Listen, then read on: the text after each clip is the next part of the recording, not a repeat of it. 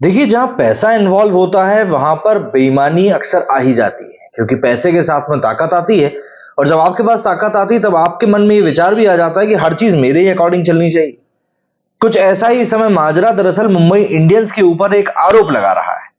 आरोप ये लग रहा है कि धोनी की खोज कहे जाने वाले जो पथिराना है, जो बॉलर है, मलिंगा जैसी बॉलिंग डालते हैं स्लिंग आर्म एक्शन के साथ में, उनको गैर कानूनी तरीके से अप्रोच करने का आरोप लग रहा है इस समय एमआई के ऊपर। भाई, बहुत गंभीर आरोप है। इसलिए क्योंकि अभी हम लोग कुछ समय पहले ही, महीने भर की बात होगी, हार्दिक पांड्या के साथ में सेम कहानी हम देख चुके हैं। हार्दिक पांड्या को लेकर भी इसी तरह की बातें उठ रही हैं कि भैया इलीगल तरीके से उनको अप्रोच किया गया, लेकिन बैकडोर में जो भी कुछ हो गया हो उसके बाद। इसके अलावा शामी को लेकर भी कुछ बातें उठी थी, 2010 में जडेजा को लेकर भी बातें उठी थी, और हर जगह पर मुंबई इंडियंस का ही नाम आया। दरअसल इस समय ब्रांड वैल्यू की काफी बात चल रही है। अगर हम ब्रांड वैल्यू की बात करें तो जो आंकड़े निकलकर सामने आए, सबसे टॉप पर मुंबई इंडियंस बैठी है। ब्रांड वैल्यू 725 करोड़ रुपए है। दूसरे नंबर पर आती है सीएसके 675 करोड़ के साथ में। तीसरे नंबर पर है केकेआर 657 करोड़, और फिर आरसीबी 582 करोड़। तो इसीलिए मैंने कहा कि जहां पर आपके पैसे ज्यादा हो जाते हैं, ताकत ज्यादा हो जाती है, वहां पर बातें होती हैं। और जब बात ब्रांड वैल्यू की आ जाती है तो ऑब्वियस सी बात है, आपको ब्रांड वैल्यू बढ़ाने के लिए आपको अपनी टीम को लगातार अच्छा परफॉर्म करवाना होगा। लेकिन पिछले सीजन में मुंबई इंडियंस की परफॉर्मेंस उतनी अच्छी रही नहीं थी, उनकी बॉलिंग काफी ज्यादा वीक दिखी थी। वो मारक क्षमता उनके पास थी नहीं। जोफ्रा आर्चर टीम में होने के बावजूद भी खेल नहीं पाए थे। इस बार उनको टीम से निकाल दिया गया है। इस बीच में पथिराना की एक स्टोरी निकलकर सामने आती है, मतलब जो सोशल मीडिया पर उन्होंने लगाई, उसमें उन्होंने लिखा कि no money can buy loyalty. अब जब से हार्दिक पांड्या ने अपनी टीम गुजरात को छोड़ा है, इतना बढ़िया प्लेटफॉर्म मिलने के बावजूद भी, उसके बाद से लॉयल्टी को लेकर बातें आईपीएल में काफी ज्यादा हो रही है कि भाई कोई प्लेयर अपनी टीम के लिए लॉयल है भी या नहीं। मोहम्मद शामी को लेकर भी इसी तरह की बातें उठी थी। लेकिन यहां पर सबसे बड़ी बात जो निकलकर सामने आई है कि एक इतना नया लड़का, इतना यंग लड़का प्रिंसिपल्स की बात कर रहा है, लॉयल्टी की बात कर रहा है। इसके पीछे कारण है। कारण यह है कि लास्ट आईपीएल में जब पथिराना श्रीलंका से खेलने के लिए भारत आए थे, तब इनकी मां का एक बयान निकलकर सामने आया था। उन्होंने कहा था कि धोनी अगर मेरे लड़के का संरक्षण कर रहे हैं तो ऑब्वियस सी बात है वो कुछ अच्छा ही करेगा। तो यहां पर ये एक बहुत बड़ी बात थी जो धोनी को लेकर सामने आई थी। अब मैंने किसी और खिलाड़ी के लिए किसी दूसरे प्लेयर की मां को यह बोलते हुए नहीं सुना। अब ऐसे में दूसरी बात जो निकलकर सामने आ रही, जो सोशल मीडिया और मीडिया रिपोर्ट्स में बताया जा रहा है कि लसित मलिंगा और महिला जयवर्धने, ये दो खिलाड़ी मुंबई इंडियंस के साथ जुड़े हुए हैं। इन दोनों ने अप्रोच किया था पथिराना को, जो कि श्रीलंका के ही प्लेयर है, कि भैया अगर तुम चाहो तो एमआई में आ सकते हो।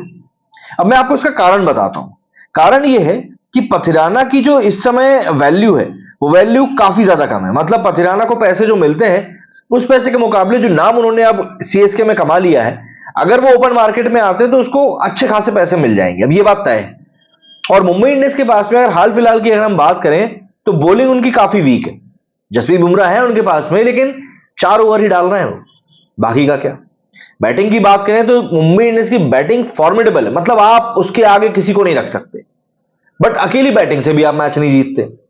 तो यहां पर मुंबई कोशिश ये कर रही है कि उनको कोई ऐसा बॉलर मिल जाए जो कम पैसे में भी आ जाए और काम बन जाए। मोहम्मद शामी को भी उन लोगों ने अप्रोच किया था, वो चाहते थे कि वहां पर भी कुछ ट्रेड हो जाए।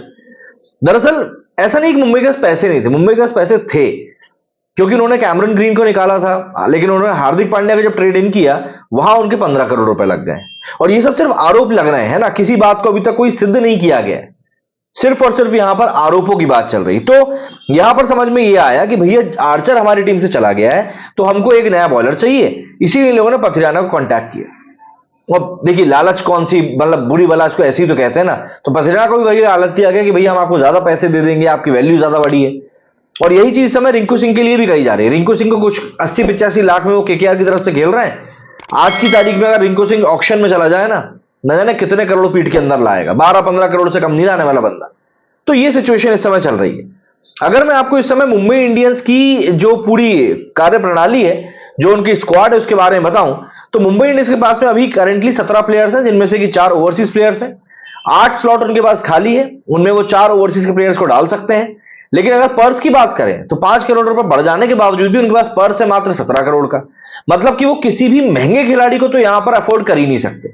कोई महंगा खिलाड़ी यहां नहीं ले सकते। अगर उन्होंने एक भी ओवरसीज महंगे खिलाड़ी के ऊपर दाव लगाया तो ये बट ऑब्वियस है कि उनका पर्स बहुत कम हो जाएगा, और जो प्लेयर्स शायद ले सकते हैं वो नहीं ले पाएंगे। तो ऐसे में उनका एम अभी यही है कि वो एक किसी ऐसे खिलाड़ी को अंदर कर ले जिसकी वैल्यू कम हो लेकिन इंपैक्ट ज्यादा हो।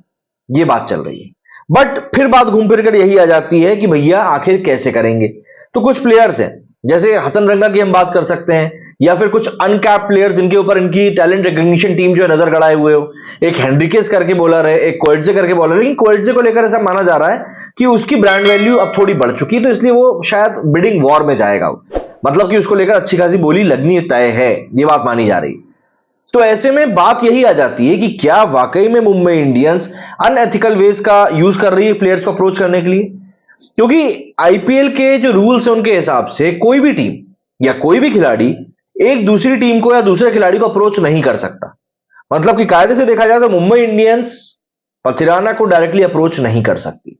उनको अप्रोच करना पड़ेगा सीएसके को कि भैया क्या आप पथिराना को हमें देना चाहते हो, क्या आप कुछ ऐसा ट्रेड या स्वैप कुछ करना चाहते हो?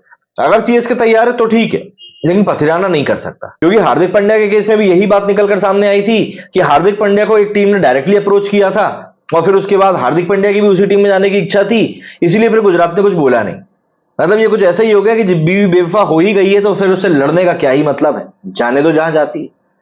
तो यहां पर भी एमआई का नाम आया था। वही अगर मैं आपको याद दिलाऊं तो 2010 में जब जडेजा के ऊपर आईपीएल में बैन लगा था तब भी मुंबई इंडियंस से ही इनकी बातचीत चल रही थी।